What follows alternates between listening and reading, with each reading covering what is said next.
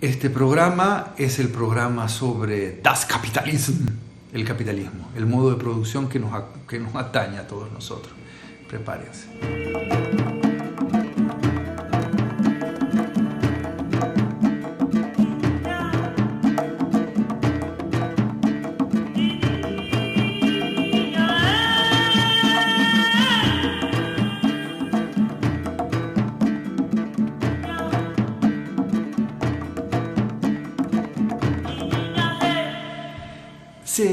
Giovanni Arrighi dice que el capitalismo nace realmente en Venecia y por eso él tiene un libro precioso que se llama El largo siglo XX. Así que el capitalismo no nace con los sombreros de copa, nace con la revolución industrial, sino que nace en Venecia. En esta época hablamos del mercantilismo. ¿Qué es el mercantilismo? Los burgueses, que es este sector social que fabricaba, que comerciaba, eran artesanos, que empezaron a hacer su propio capital y no dependían totalmente del poder de los reyes. Los reyes eran, en el feudalismo, propietarios de la tierra. Eran propietarios de la tierra y de todo lo que estaba sobre la tierra. Inclusive había derecho de pernada. ¿Saben lo que es el derecho de pernada? Se los explico rapidito, pero si no son mayores de edad no lo pueden escuchar. El derecho de pernada era el derecho que tenían los reyes de tener la primera relación sexual y hacer perder la virginidad a la esposa que se acababa de casar. Es decir, que el rey se metía en la alcoba, tenía sexo con la mujer y después se la dejaba al marido. Viene de pierna, de pernada. O sea que el rey era dueño de todo lo que había allí. Pero los burgueses tenían esa independencia porque empezaban a tener sus propios recursos económicos. Y esto se desarrolló fundamentalmente en dos ciudades y luego en un tercer territorio. Estas dos ciudades son Florencia y Venecia. ¿Y qué va a pasar en Florencia y Venecia después de la peste de la Edad Media? Que ahí se va a despertar se va a llamar renacimiento, se va a despertar las artes, la filosofía, inclusive la teología va a tomar un rumbo completamente diferente, porque allí en estas repúblicas, hablamos de repúblicas, ya no de reino. Hay reyes, pero funcionan como república. Los ciudadanos se organizan y deciden por sí mismos. ¿Por qué? Porque los ciudadanos son burgueses, tienen poder económico y los reyes no les pueden decir mucho lo que tienen que hacer. De hecho, los reyes les piden a los burgueses dinero para hacer sus guerras y les dicen, constrúyeme tantos cañones para hacer sus guerras. Entonces ellos también se auspician su poder económico a la sombra de los reyes. Y esto le permite a estas ciudades tener sus propios ejércitos. Y mientras los medievales andaban todo el tiempo haciendo cruzadas para sacar a los otomanos de Jerusalén, porque eso era Tierra Santa, y cruzada 2, y cruzada 3, y cruzada 4, y todo el tiempo palo y palo y palo, porque los musulmanes le daban paliza por razones religiosas, los venecianos tenían sus propios ejércitos. Y lo que les interesaba era despejar las vías para poder mantener sus relaciones con el mundo, con la India para traer especias, con la China para traer seda, pero con África era muy difícil porque estaban los musulmanes abajo, pero a través de Vasco de Gamba se logró entrar por África. Y cuando estos modelos empezaron a ponerse en riesgo, el modelo se extendió hacia los Países Bajos, lo que hoy conocemos Holanda, Bélgica, Luxemburgo, y en los Países Bajos se funda con los judíos expulsados de España las primeras casas financieras. Las casas financieras daban dinero, daban crédito a los burgueses para que ellos pudieran invertir, y esto fue genial porque esto implicó la inversión en nueva tecnología y de allí la revolución industrial.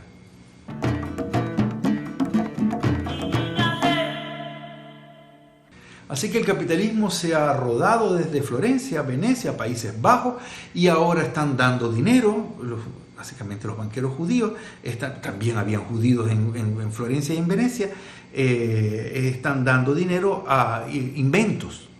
Y esta idea a Reino Unido, a Inglaterra. Y allí, con este dinero, señor Singer dice, yo puedo construir una máquina que puede hacer telas. Y estas telas las podemos hacer en grandes cantidades. Y si los reyes quieren telas y si los burgueses quieren telas, yo les puedo vender de todo, en grandes cantidades. Hay que generar, eso sí, mucho algodón de la India. Hay que generar mucho algodón de Egipto. Pero con ese algodón, tela para todo el mundo. Y esto fue la revolución industrial, los barcos a vapor, la inventiva, el crecimiento, y esto generó un cambio tremendo. Y ahora ya no estamos hablando de la primera etapa del capitalismo, que fue el mercantilismo, aquello que vimos que nació en Florencia, en Venecia y los Países Bajos, sino que ahora, que estaba basado básicamente en el comercio de las piedras preciosas, sino que ahora está basado en la capacidad industrial. Y este sí es el capitalismo con K, el verdadero capitalismo en el que nosotros estamos.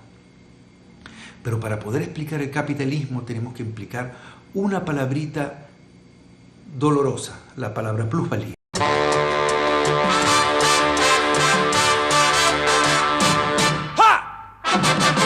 Como el capitalismo ahora tiene este tema de generar producción industrial, necesitaba mano de obra libre. Entonces el capitalismo fomentó la libertad de los ciudadanos, como en Grecia y Roma, ¿se acuerdan?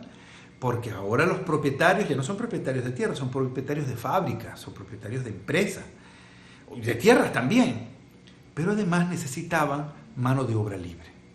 Entonces la mano no podía ser esclava, porque ¿de qué me sirve un esclavo si yo lo que necesito es una persona que me trabaje bien en la fábrica y que yo pueda controlar y vigilar y que yo le diga que llegue temprano y yo llego a un acuerdo con él? No me interesa tenerlo toda la vida allí, me interesa llegar a un acuerdo con él. Yo te pago tanto, tú trabajas tantas horas y estamos todos contentos. Esta fue la liberación de la mano de obra y la desaparición de la esclavitud es un producto directo del capitalismo. Pero el capitalismo está basado en el trabajo de esa persona. Porque claro, el capitalista es dueño de la fábrica, pero la fábrica no funciona sola, no es un componente fundamental. Lo que hace posible que todos los modos de producción sean reales es el trabajo humano, la inventiva, la capacidad de transformar, de meter las manos, de picar piedra y de generar industria. Es lo que es la base de toda riqueza. Todo modo de producción es una manera de canalizar el trabajo para que genere el beneficio del trabajador y sobre todo el beneficio del propietario del modo de producción o el propietario de los medios de producción, como las fábricas, etc. Y ahí aparece el tema de la plusvalía. ¿Qué es la plusvalía? Estamos dañados, el cerebro lo tenemos dañado con la idea de que la plusvalía es un tema inmobiliario, de que la plusvalía es un tema de impuestos o un valor agregado sobre un precio. No, la plusvalía es un concepto que viene de David Ricardo y que consiste en que el trabajador trabaja mucho todo el tiempo, pero el que se hace rico es el otro.